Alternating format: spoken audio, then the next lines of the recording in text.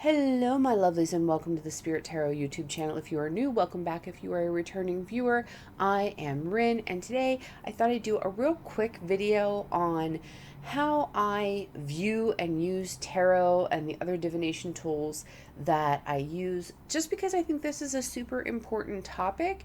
I think that it's very important that when you are getting a reading with someone or working with someone in a spiritual context, that you understand how they view and use the tools that they use, because not every reader and querent are a match for each other. And I think it's very important for all parties involved that you understand how your reader works, how they view tarot and other divination tools, in order to judge if they are the right match for you as a querent and what you're looking for. So I view tarot and all of the other divination tools that I use as that tools. They are, for me, like a compass. That is what I very often compare them to. They show us the direction that we are on in the given moment that we are using that tool. So if we continue on that path, this is the outcome that we'll have. If we deviate from that path, then we are going to generate a different outcome, because our futures are not written in stone. Our fates aren't fixed. Our futures exist in a state of pure potential. And the decisions we made yesterday, and the decisions we make today, and the decisions that we will make tomorrow affect the ultimate future that we create.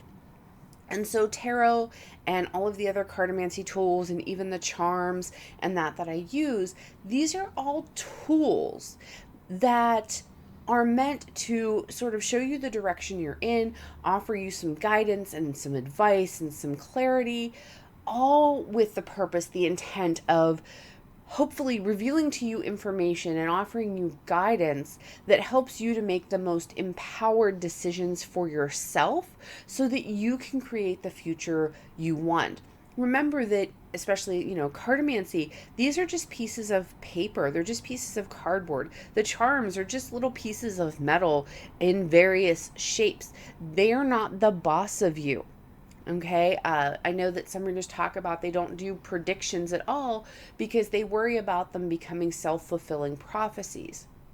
I like to encourage my clients to see, predictions as a possible outcome if you stay the course that you're on. It gives you an idea of what is most likely to come from the choices you have made and are making currently. But our future isn't fixed. So the choices that we make, the choices that others involved in our lives make, affect the ultimate outcome. So I like to talk about tarot in terms of being like a compass. It shows you the direction you're headed in.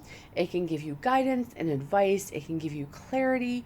All of that in the hopes of you using that information to inform the decisions that you make for yourself, so that you can point yourself in the direction you want to be, and create the future you want. I'm very fond of the quote, "The only way to predict the future is to create it."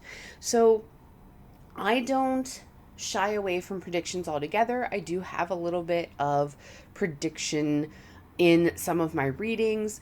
With tarot, not so much. I really like to keep tarot, if I can, to very little prediction and focus more on the here and now, advice, guidance, clarity on what's going on in the current situation.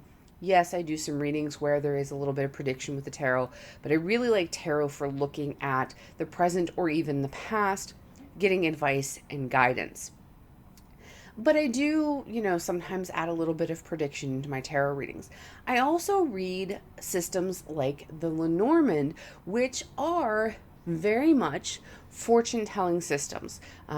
Lenormand, Kipper, the Sigonkartia that I read, these are all fortune telling systems. They're old school cartomancy. They were created for fortune telling, they were created for prediction. They don't have the esoteric elements that tarot does. And I enjoy doing those readings too. But again, they are a compass, they are a tool. They are not the boss of you. Ultimately, your reality is up to you.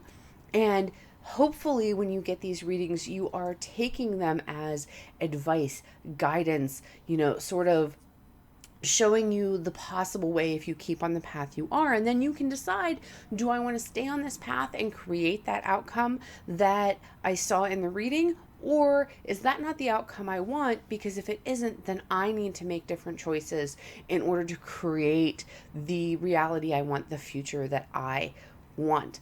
And so I think it's very important to understand that when you're working with a reader, how they view things. My goal always is to hopefully give you information and guidance that is going to, like I said before, empower you to make the decisions that you want to make, that you need to make to create the reality that you want for yourself.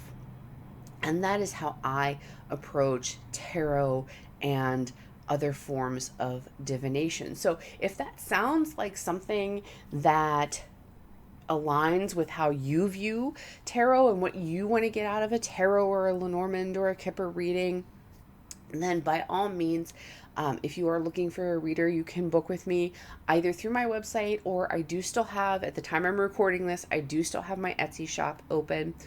So I have links to both of those in the description box. You can always book with me through either, at least for right now. I am trying to get away from Etsy, but I do still have the shop open at the time I'm recording this. If you've enjoyed this video, please give it a thumbs up on YouTube because it helps me out so much. If you haven't already, please subscribe because that is so helpful in the YouTube world.